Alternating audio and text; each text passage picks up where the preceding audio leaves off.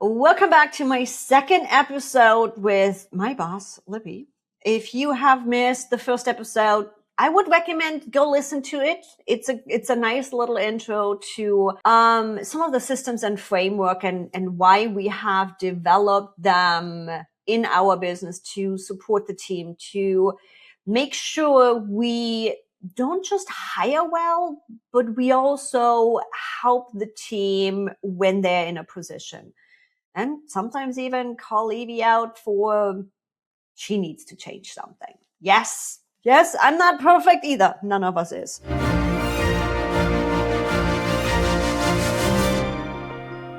Welcome back, Libby, considering you didn't even want to record a podcast with me. Nope. I bailed out the first time and then I accepted it afterwards.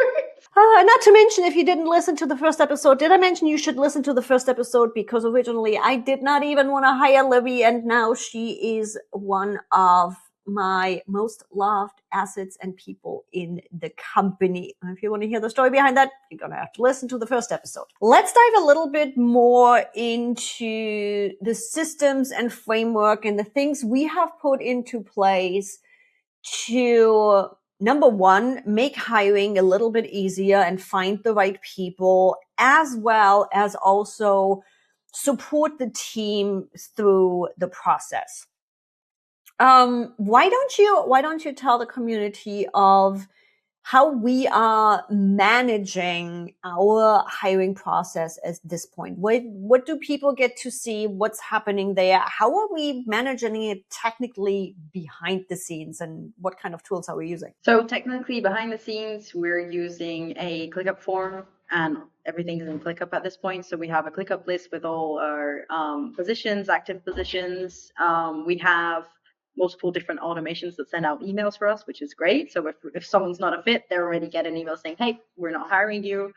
So the technical part is just ClickUp. We have been finding people through LinkedIn mostly, I think. We've tried Upwork as well to find applicants. And then the rest of it is just we do a pre-interview with me. So the person goes through 15 to 30-minute call with me just to see what I think about them. So I'm the first kind of layer to the job interview, and then if I say, hey, cool, this person is good, we go to another interview where Evie gets to see them and ask questions, and we go into the experience, technical, and just feeling side of things. So that's currently how we've been managing things. And one of the big pieces I wanted to point out in this process that Libby mentioned is we have email automations behind it.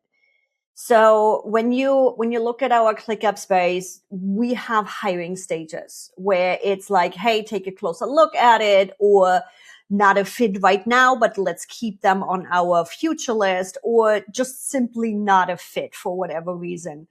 And we just took a couple of minutes and we connected emails to those stages, because to me, especially in 2024, when everything seemed to be burning down and I was actually considering jumping back into the job market and apply to a couple of things, there's nothing worse than not hearing anything whatsoever. And it's like, it is so simple. The moment we change our hiring stage to not a fit, or not a fit right now, hold for later, an automatic email goes out that says, hey, you are just not a fit right now, or hey, we don't have anything specific for you right now, but we are keeping you on our hiring list.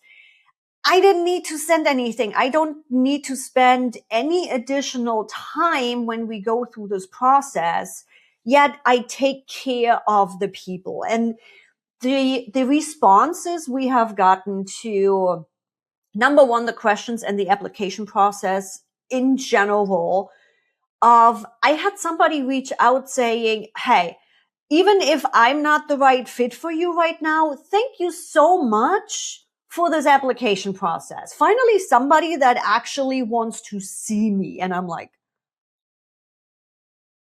okay, so we're doing something right here.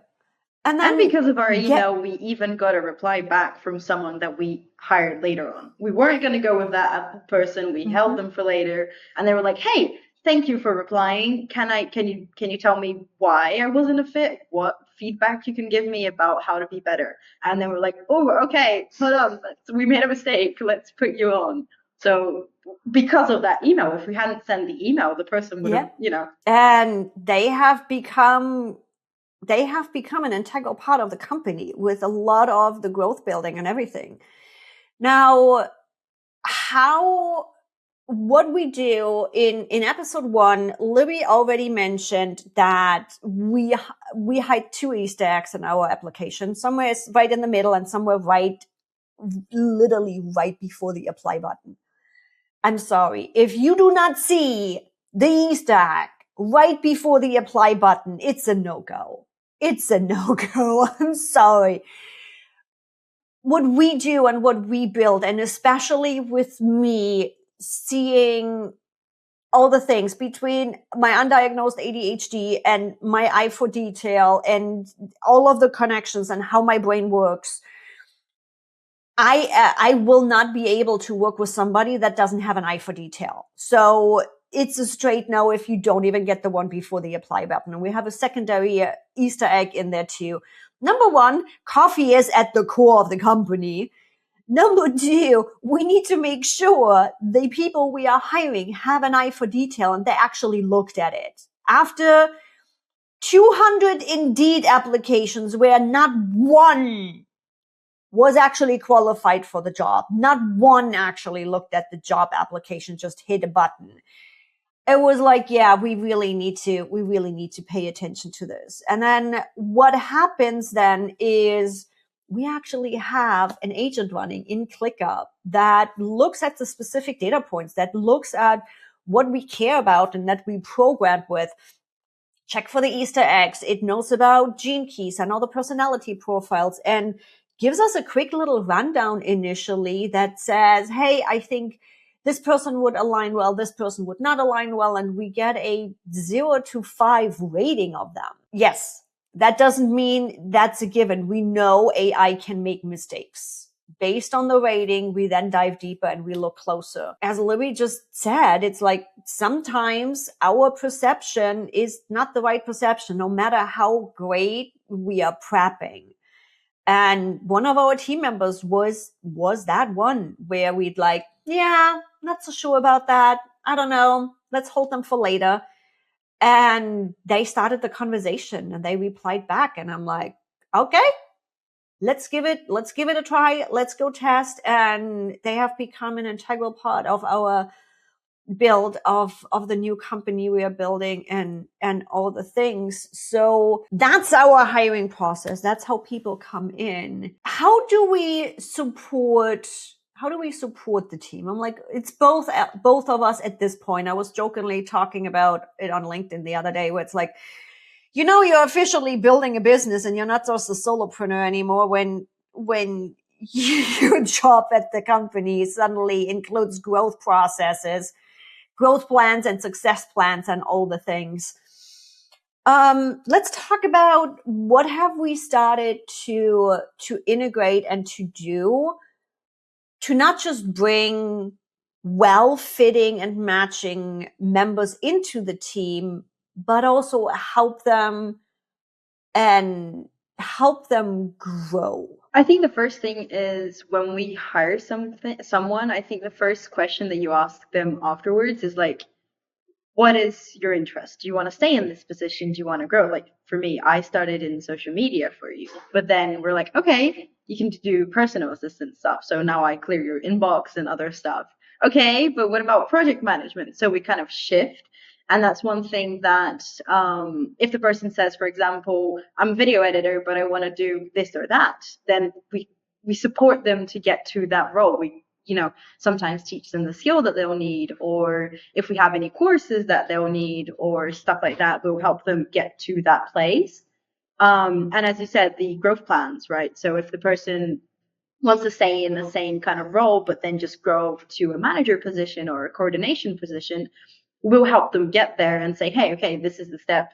In 6 months, you need to be this. These are the things that you need to, be better at or improve at. So it's not just I'm working, I'm getting paid, and continuing in this role. It's like, okay, I can grow, I can, be a boss at some point, I can be, whatever I want to be in this company. So it's not just a limited position. You can actually really grow and really fast. Like I grew like in 2 years. So that's like the main way that we kind of support people. And I think they do feel that comfort in that. I think that knowing that they're not going to continue in the same position with the same people, with the same stuff, they can actually grow and be in a place that they want to be and enjoy work. And the reason why one of the first questions that I ask is, what's your goal? Where do you want to be in a year or in 5 years? Heck, I don't even know where I'll be in 2 years, let alone 5. World is changing so fast nowadays. I don't know if it's my age or if it's just the world. Who knows? I don't think there is anything worse than a standard 9 to 5. There's a reason why I built my own business and I'm not working for somebody else. Because I've always been a passionate person. I put everything I have into what I do, which often enough bit me in the ass with a few jobs I had in the past. So I believe that if I align my team's position with their personal goals, with where they want to be, with how much income they want to make, with what they want to do, whatever it is, heck, even if it's just part-time or full-time, if I align the position with their personal goals, I believe it's for the best for me and the company, because if my team is happy in their positions and they understand where we want to take the company, what is the mission behind it, what are our company values, why am I doing this thing, which I think has become really visible with the new company that we are building, that I get the best out of you guys.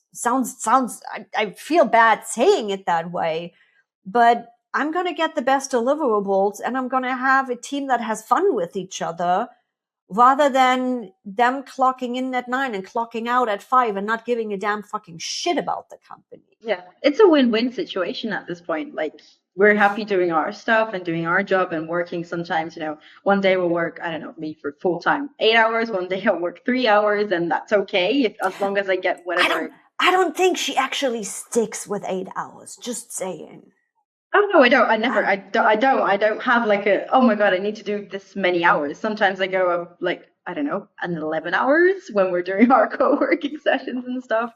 But again, it's like, if things need to get done and I'm in the mood for doing it, I will do a few extra hours, and then another day I'll do the 3 hours less or something like that, because it is a 50-50 kind of situation where you get the best of us and we get the best of just the environment with working with you.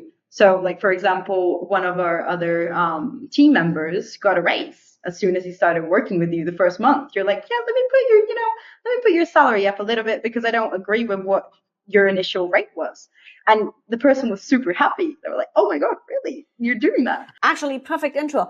We have established an internal pay schedule, because buying power is simply different all around the world, right? So what we have done, because I wanted this to feel fair. I wanted this to feel fair between the positions that we are hiring for. So what is the level of the position? Is it an entry level? Is it a coordination level? It's a manager level? Is it a lead level? What is the level of the position? And then what is the buying power of the money the company is paying you? So taking those two data points, we've built an internal paying schedule. So based on the location of the team members, we started with the US because the company is housed in the US. Based on the US buying power to wherever the team member is located, plus the position they are in, we built a pay schedule. So when said team member came in, number one, based on what they were doing, number two of, really? No. And it was $1 more an hour. It was $1 more an hour to make somebody happy and be like, hey, I appreciate you, because from the beginning, they jumped in, they took charge of the processes and the things that needed to get done. And I'm like, we are not doing this. We are raising this. And it's just, I don't know. It's just, that's what you should be doing. Should be doing, yes, but almost like I've had, I don't know, like 5 bosses before you, 5 people, like managers or whatever before you, and none of them did that. None of them thought like that. Nothing. No one, like, it's rare to find someone, and we've talked about this a lot. It's rare to find someone as, what's the word that I'm looking for? Empathetic or whatever that you are. It's like you see employees and team members as people and not as a number, where like a lot of CEOs, a lot of people see them as a number, especially when you have like a company of 50 people, 100 people, how many people you're going to have. So I think that's something that is really different about you and about your values, is just you see us as people, and you see us as, it's okay to give them a $1 raise per hour. It's going to be what, maybe a few $100 on your end at the end of the day, if that, and it's going to make their life super easier. More, they're going to have more money in their bank account, so they're going to be happier, and they're just going to be super appreciative of you and, where they are and the position they are, especially because it was like the first or second month that the person was working with us. I think for us as leaders, as business owners, as entrepreneurs, one thing to think about is we know the feast and famine of money coming in, right? So when somebody starts in an implementer level position, in a doing level, in a worker bee position, I don't want them to be afraid to be in fear of putting food on their table. If they're in a constant stress situation of just trying to make ends meet, I'm not going to get their best. So if I just, and again, same person too, where their audio was bad. We had communication issue. We couldn't understand each other because, first of all, I couldn't see them. Second of all, the audio was so bad on their computer. I freaking sent them a webcam. And it was like Christmas, Easter, and birthday all together. And I'm like, it's helping the company as a whole to be better. Where it's just like, the more I support my team, and that's what I see my job being, I'm here to support the team and move into a leader position, not constantly do. The better I become at supporting my team, the better the team is going to support the company.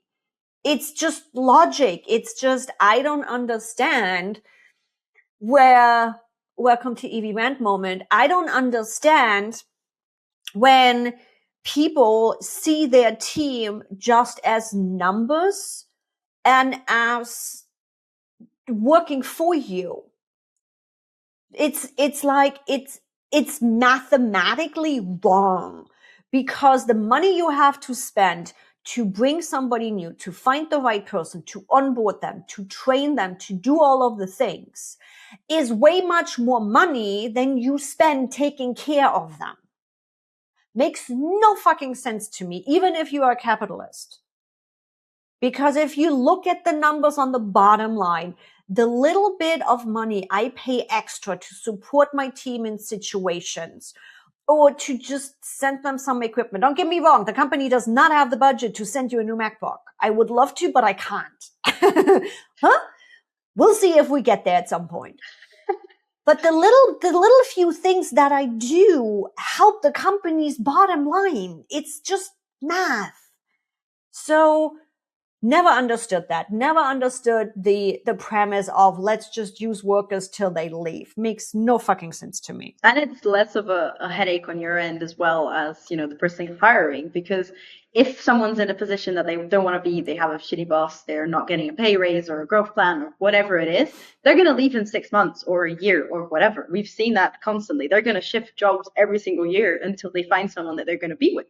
So you keep employees for longer, like years and years, if it's good, but you have less of a headache of constantly trying to hire someone for the position that's good for the position and seeing if they fit and training them and doing this and doing that. So it's less of a headache as well as the money side. We see a lot of coaches and influencers, whatever you want to call them, out there saying hire fast and fire faster. What's your take on that? You have to be able to fire someone fast if they're not great for the position, yes. So if nothing aligns and it's not what you're expecting or yes, you have to be able to fire fast, but give them a second chance. So for example, if I'm in the first week or month or whatever on the job and you're like, don't know if that is working, try another approach, try another position, try to talk to the person. So it's not just like, you fucked up, you're going to get fired. It's like, okay, why did you fuck up? What happened? What is, so I don't completely agree with the fire fast method. It's like you have to understand what is wrong with that person. If it's maybe the person isn't aligned in that position and is better in a different position, or maybe the person just doesn't understand the process, or maybe you don't have the right systems in place. And what we've been doing behind the scenes is, number one, I always remind myself, blame the process, not the person. We in our company ourselves, as I joked in the first episode, we need to clean up our own ClickUp because Evie has been testing a lot of things in our own workflows. It has to simply become a priority for us to clean those up too. And the whole team is part of that cleanup process, of the automation, of organizing our ClickUp, of what do we need to do. Everybody is involved with that, which means our own processes are not 100% automated and where I want them to be in clean. Heck, I don't know if they're ever going to be 100% because companies always grow. Things are always changing. There is humans involved in this, right? And there's been situations in the past, don't get me wrong, where Evie just had a day and on top of things weren't clear and things didn't work out as anticipated and as planned. And I think what our team has done well is looking at the processes where it's like, okay, why did this end up with me for proof when it's obviously not done, when it's obviously not working? What do we need to adjust in the process for this to not happen again? By the time it comes to me, it should be double and triple checked. The things should be working. We shouldn't be running into any major issues. Now, yes, we are building completely new processes. We are updating a lot of processes. We are simplifying a lot of processes, which also can cause a whole bunch of new issues, right?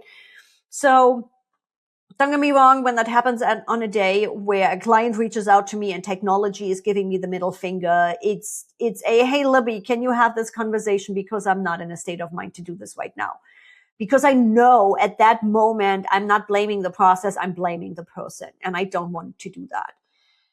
And I think as a team, we have done really well to, really just clarify the process. I'm like, okay, how do we know this is done? What does Evie perceive as this being done and working? What is the specific deliverable? How does a team member know this is done or this is done enough? There's the other thing of going gradually, right? Breaking it fast. It's like, you don't need to have the whole damn thing done. Do the first step, break it, get feedback.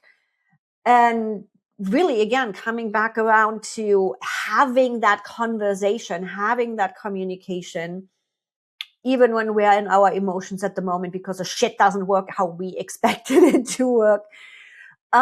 Working around the communication, working around check-ins, working around checklists of what do we want to pay attention to, and just building those resources. That's been a lot of work for us lately. It is a work in progress, but I think we have been doing a better job that we were doing before on managing that and just really breaking down things and really whatever like side of the company, if it's, I don't know, social media stuff, like you're not going to do 50 posts and then come back to me saying, hey, these are all ready for you. No, you're going to do 1 to 2 posts and say, hey, this is now ready for you. You're going to give them feedback, and then they're going to do the 48 other posts. So I think it's same in every area that you're in, as you mentioned, like break break fast, like test something. If it doesn't work, test it again, do something different, think about another solution for it, or get feedback from it. So yeah. And I think one of the big ones for us was too, is like, okay, what's the end goal? We had one process where I got a solution and I'm like, how is this a solution? And it brought up for me to really state the goal in the end. The goal was automation and simplicity for that specific process. And I got a recommendation back to solve a problem manually. And I'm like, this is completely out. No, automation and simplicity manually does not fit in here. So that's been helping us really, just really clarify of, okay, what does success look like? Now we've been also talking about, and I wanted to bring this up, Evie likes to Evie has a tendency to just be like, fine, I just do it. Because I know what's in my head. I know what the end goal is. I know how to do it. But that's not sustainable. It simply is not sustainable. It makes no sense in the long haul, and it doesn't help the team. So we've been working on finding that balance, because just letting the team go doesn't work either, right? There is things, again, that need to be adjusted in between. Team members are still learning, if that's social media posts and learning the voice and how we want things, or if that's automation that somebody takes over that I have built in the past, whatever it is, there's a constant learning in the team, right? So just be like, here you go, you are the expert, is not going to work, which is why so many people fail in hiring quote experts. They still need to learn you, and they still need to learn your processes, but also not micromanaging. And we've done a few things to try to work on it. Number one is really clarifying what's the end goal, how do you know you succeeded, and clearly doing tests in between. But we've also started implementing weekly check-ins, right? To just give, why am I talking about this? What have we done with the weekly check-ins? Well, to start, it's not just a weekly check-in, it's a 3 times a week check-in. So we have like an automatic message that comes to our all team members chat. One on Monday, one on Wednesday, and one on Friday. So we have like 3 kind of little check-ins. So the Monday one goes something like, what's your plan for this week? What's getting moved forward? Is there any issues or anything that you need to be able to do that process? There's the Wednesday message that is like, how's the project's going? Is there anything stuck? Something like that. And then the Friday one is like, what have you learned from this week? So what fell, what didn't fail, what broke, what didn't break, what burned, and what's the plan for next week? So you can plan ahead and see what people are doing. And then, yeah, I think that's been what, 2 to 3 weeks now that we've done that as a check-in, and I think it's been good. And then other than that, we do our monthly meetings, check in with all the team and everything. So I think that also counts as a check-in with all the team members. So those are kind of like the things that we've been doing to make sure that everything is ongoing and everything is in progress, and no one's just stuck waiting for, I don't know, if I'm stuck waiting for something from Evie, I'm going to call her out and say, hey, this needs to be done. Please do it. Oh, she does. She's not the only one that does. You've been in other positions too. I haven't so much, where you have those huddles where it's like you are on a fucking 1-hour call that could have been a goddamn email. So hence and it's us, we are still in the testing phase right now, right? So Libby actually has bi-weekly calls with team members on their growth plans and scale plans and success plans, to have those conversations, what's going on, and have that one-on-one, right? It's not like I don't want to talk to them. But why we did the messages is, it takes 5 minutes. It takes 5 minutes. We check in. A lot of, again, our team is all across time zones, all across the world. It allows us to still have the conversations, to still pop in without anybody having to get up at 3 a.m. in the morning for a huddle that could have been an email. And we then have the deeper calls, the monthly calls where it's a full on team meeting of here's where the company is going. Here's what happened. We are starting to bring additional training in. We're going to have some communication training in there. Again, just to support the team to be more confident in really communicating what they need, because I can't help them if I don't know. I don't know what I don't know. So my current goal in the company is to really get everybody, without anybody being left behind, feel confident to communicate, even if it's not with me because Evie is having a case of the Monday, it's Luby, or it's a message, or whatever they feel comfortable with in the moment, because it also helps the company. And the check-ins and just the consistent support. If I support the team is supporting the company. And it's been really fun watching everybody together grow, because you guys also help me be a better boss in the business, even though I'm just the public boss. Libby is the behind the scenes boss. It's just more fun. I'm still here 2 years later because I have fun. I like what I do. It's like we have right now, we're doing co-working sessions like almost every day, just because we found a rhythm. That's me and Evie. That doesn't have other, if the other team members want to join in, they're free to join in if they want to. But it's just like sometimes we have a coffee date just to chat and just to, just do whatever we want to do. It's like, and in the check-ins as well, it doesn't have to necessarily be about business and about work.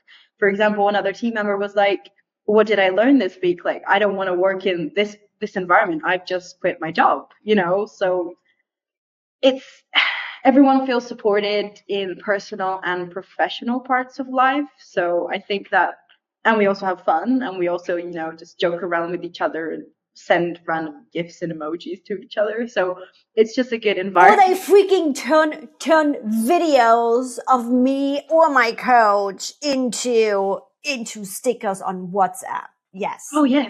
We've done that too. Uh-huh. We laugh about each other. It's like, I'll make it into a GIF and Lucas can add it to this episode.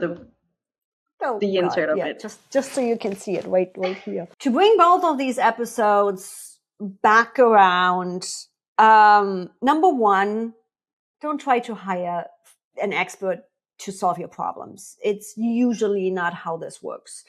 Because when we hire, quote, an expert, what we expect them is to solve our problems. They still have to learn you. They still have to learn your systems. They still have to understand you.